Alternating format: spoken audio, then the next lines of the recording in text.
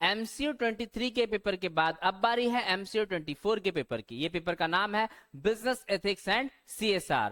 CSR का मतलब क्या हो गया? Corporate social responsibility. ये पेपर कब होने वाला है? ये पेपर होने वाला है 5 जुलाई 2023 को।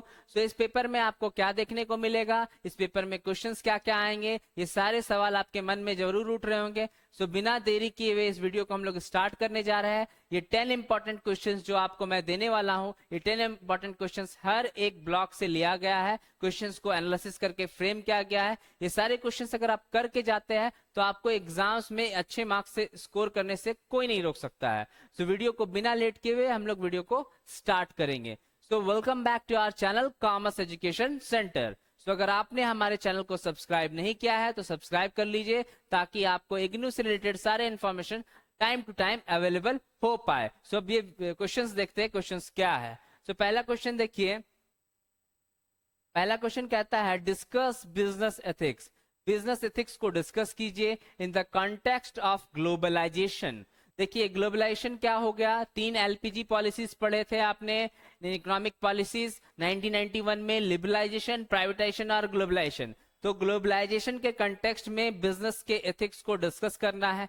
जिस प्रकार हमारे लाइफ में कुछ वैल्यूज होते हैं, उसी प्रकार बिजनेस में भी कुछ वैल्यूज होते हैं, कुछ एथिक्स होते हैं, लेकिन उनका कॉन्टेक्स्ट क्या रहेगा? ग्लोबलाइजेशन रहेगा। सो ये क्वेश्चन को आपको 10 मार्क्स में पूछा जा सकता है। ये 10 मार्क्स में क्वेश्चन आएगा तो आपको ये चीज को किस कंटेक्स्ट में लिखना है? ग्लोबलाइजेशन के कंटेक्स्ट में लिखना है। पहले आपको बिजनेस एथिक्स को डिफाइन करना है। बिजनेस एथिक्स का एक बढ़िया से एग्जांपल के साथ बिजनेस एथिक्स को एक फ्रेमवर्क दीजिए, और इसके बाद ग्लोबलाइजेशन के कंटेक्स्ट में इसको लिख दीजिए। लिखने के बाद सेकंड पार्ट में आपको how does business ethics education find place in management curriculum, कैसे business ethics education management curriculum में अपना प्लेस बना सका है, उसके बारे में भी आपको लिखना है। ये क्वेश्चन का सेकंड पार्ट है, ये आपको 10 मार्क्स में पूछा जाएगा।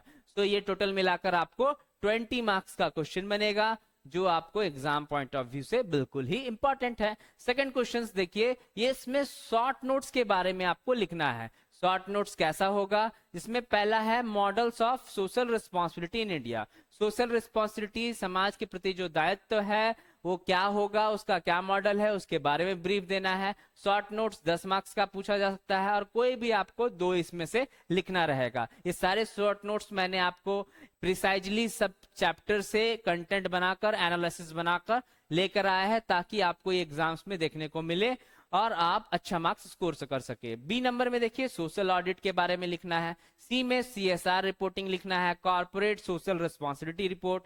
टैक्स इश्यूज इन CSR, इसके बारे में भी लिखना है। फिर CSR कमेटी क्या होती है उसके बारे में। फिर बिजनेस एथिक्स, बिजनेस का क्या मोरल है उसके बारे में। फिर स्टेक होल्डर क्या होते हैं, मोरल म्यूटनेस क्या होता है, कॉन्शियस कंज्यूमरिज्म क्या होता है, और स्वच्छ भारत अभियान। ये तो बहुत ही इजी सा क्वेश्चन है, स्वच्छ भारत अभियान।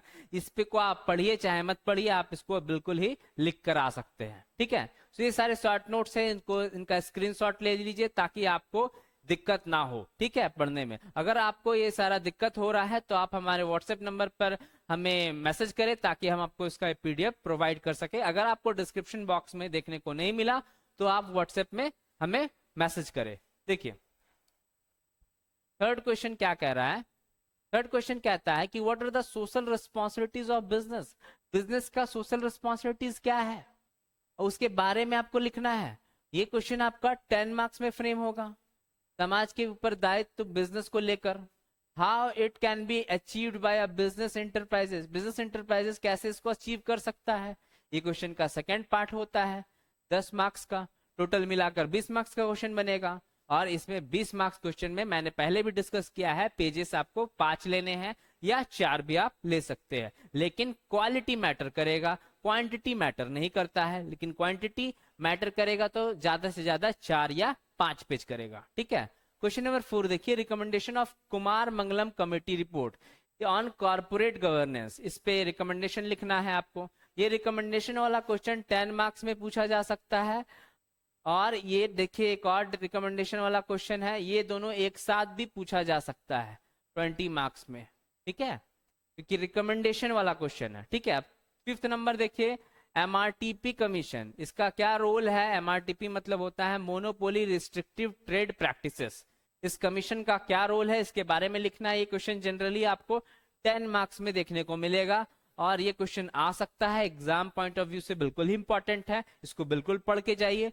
और 7 नंबर क्वेश्चन था state difference between unfair trade practices and restrictive trade practices. ये दोनों के बारे में आपको डिफरेंस लिखना है। डिफरेंस लिखने के लिए मैंने सिखाया था, फिर से एक बार आप देख लीजिए कि आपको बेसिस ऑफ डिफरेंस लिखना है, बीओडी, बेसिस ऑफ डिफरेंस, और इसके बाद जो थीम है अनफेयर ट्रेड प्रैक्टिसेस और रिस्ट्रिक्टिव ट्रेड प्रैक्टिसेस। इसमें अगर ये क्वेश्चन 10 मार्क्स में पूछा जाए तो आपको 10 पॉइंट देना है और 10 पॉइंट में इसको एक्सप्लेन कर देना है और डिफरेंस दिखा देना है, ठीक है। अब 8 नंबर क्वेश्चन देखिए, explain briefly sustainable development goals mandated bye UN general assembly. जो यूएन जनरल असेंबली के द्वारा बनाया गया, उसके पहले आपको सस्टेनेबल डेवलपमेंट क्या होता है वो लिख देना है। इसके बाद उसके गोल्स के अकॉर्डिंग उसका वेन डायग्राम देकर आपको इसको समझा देना है और इसके कॉन्टेक्स्ट में इसको लिख देना है। ये क्वेश्चन आपका 20 मार्क्स के लिए बनेगा। क्वेश्चन नंबर 9 देखिए, right any 3 responsibilities of CSR committee. CSR committee का 3 रिस्पॉन्सिबिलिटी आपको बताना है। ये क्वेश्चन भी आपको 10 मार्क्स में बनेगा। अब क्वेश्चन नंबर 10 देखिए क्या कहता है, differentiate the term sustainable development from corporate sustainability. इसमें भी डिफरेंशिएट करना है आपको। जब जब डिफरेंस की बात करेंगे तो आपको इस तरीके से डिफरेंस को करना है और डिफरेंस के बाद फिर एक्सप्लेन करना है आपको इंडियन कंपनी का एग्जांपल देकर। ये क्वेश्चन को 2 पार्ट में बांटा गया है, इसलिए इसको आपको 20 मार्क्स में पूछा जाएगा, ठीक है। तो ये 10 इंपॉर्टेंट क्वेश्चंस आपको एग्जाम पॉइंट 10 इंपॉर्टेंट क्वेश्चंस जो आपको एग्जाम पॉइंट ऑफ व्यू से इंपॉर्टेंट थे, इसको आप बिल्कुल करके जाइए, इसका सारा नोट्स बनाइए, अच्छे से पढ़िए। और इस प्रकार सेमेस्टर फर्स्ट का, फर्स्ट ईयर का इग्नू का ये एमकॉम का पेपर समाप्त हो गया, ये सेशन समाप्त हो गया है। तो आपको नेक्स्ट सेशन और सेमेस्टर 2 के लिए ट्यूटोरियल वीडियोस हम अपने चैनल के माध्यम से अपलोड करेंगे, ताकि आप एग्जाम से पहले इंपॉर्टेंट क्वेश्चंस का ये जो सिलसिला है इसको अच्छे से आप टैकल कर पाए और एग्जाम्स में अच्छा स्कोर कर पाए। सो हमारे चैनल के माध्यम से आपको ये सारा चीज मिल जाएगा टाइम टू टाइम, इसलिए आप हमारे चैनल को सब्सक्राइब कर लीजिए और दोस्तों से शेयर कीजिए, ताकि जो भी इग्नू में एडमिशन लेते हैं उनका क्या प्रोसेस होता है, वो कैसे करेंगे एग्जाम्स को, कैसे उनका असाइनमेंट्स होगा, ये सारा चीज का ब्रीफ हम आपको इसी चैनल के माध्यम से दे पाएंगे। So thank you everyone.